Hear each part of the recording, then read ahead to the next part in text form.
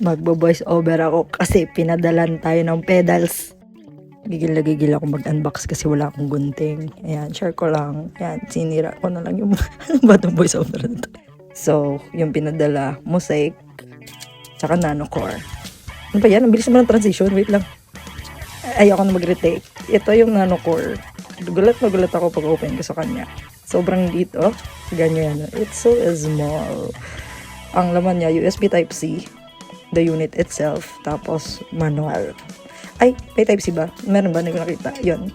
Tapos, ito, Mosaic. Medyo in-expect ko siya kasing laki ng Tank G. Pero, mas maliit siya. 3 lang ang apakan niya. Tapos, yun din may kasamang Type-C, tsaka manual. Pareha silang wireless, by the way. So, pwede siya i-on agad, right out of the box.